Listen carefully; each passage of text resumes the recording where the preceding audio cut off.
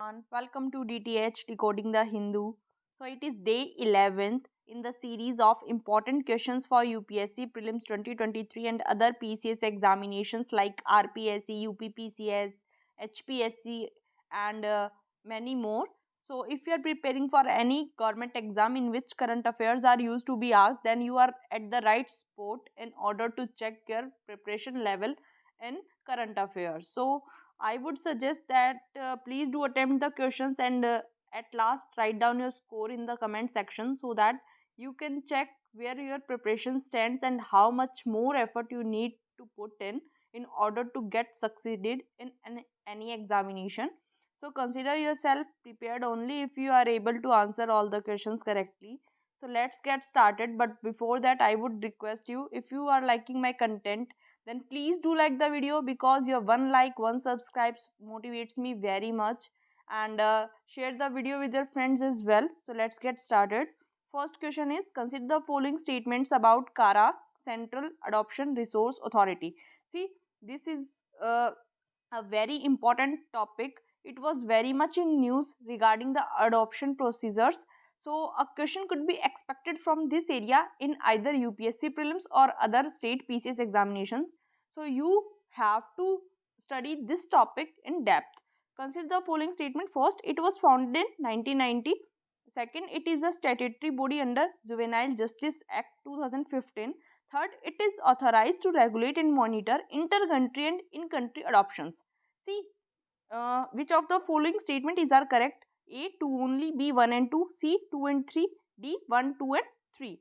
So, by looking at the options, you get an idea that the option second or the statement second is right, because statement second is coming in all the options.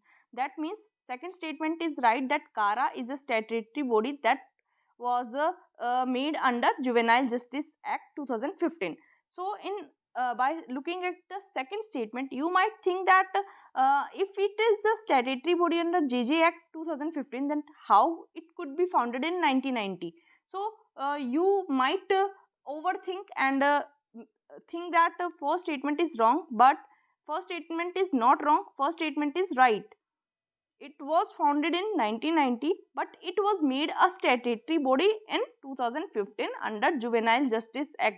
This is a very important point, that it was founded in 1990, but it was made a statutory body in 2015 under JJ Act. So both 1 and 2 are correct. Now third statement is saying that it is authorized to regulate and monitor inter-country and in-country. See, it is also extreme statement, because body that is authorized to regulate in-country adoptions is right, but inter-country is something very extreme. So you might get confused in this statement, but this statement is also right, that CARA is authorized to regulate and monitor inter-country and in-country adoptions. So the answer would be D, 1, 2 and 3. It is a very important question, also a confusing one. So don't get confused and save your marks. As it is a important topic, so let us study some more important points about it. CARA is Central Adoption Resource Authority. It is the nodal authority in India for adoption of Indian children. It is a statutory body, as I told you, which is functioning under Ministry of Women and Child Development. It is authorized to regulate and monitor inter-country and in-country adoptions. CARA is the designated authority in India for inter-country adoptions according to the provisions of Hague Convention. It is also important, Hague Convention was related to inter-country adoptions. 1993, India ratified the convention in 2003. So it could also be a potent question that the Hague Convention is ratified by India. Yes, Hague Convention is ratified by India. The authority chiefly handles the adoption of orphaned, surrendered and abandoned children through its recognized associated adoption agencies. CARA was founded in 1990.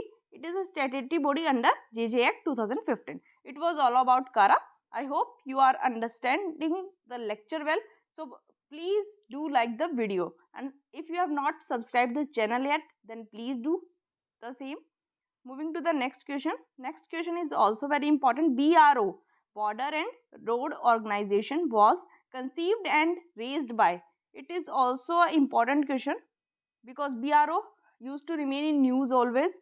So you have to be known about the depth of each and every topic in order to get succeeded in any examination.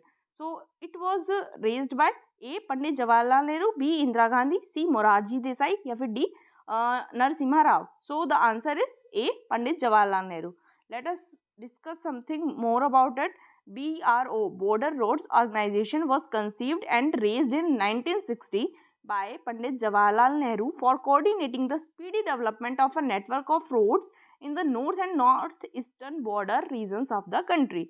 It works under the administrative control of Ministry of Defence. You have to remember that it works under the administrative control of Ministry of Defence. It has diversified into a large spectrum of construction and development work comprising airfields, building projects, defence work and tunneling, and has endeared itself to the people. That was all about BRO. Moving to the next question. Which of the following traditions of India are recognized by UNESCO as ICH, Intangible Cultural Heritage? 1. Ramlila, 2nd. Kodiyattam, 3rd. Chhau dance, 4th. Durga Puja. A. 1, 2 and 3, B. 2, 3 and 4, C. 1, 3 and 4 या फिर D. 1, 2, 3 and 4. So the answer would be D. 1, 2, 3, 4. All of the above are recognized by UNESCO as ICH, whereas Durga Puja is the latest one to be included in the list. That is why this is an important topic. A question could be expected from this one. So that was all for today. If you are liking this initiative of mine, then please do support me, and with your support I will increase the number of questions with the time. So thank you so much for watching.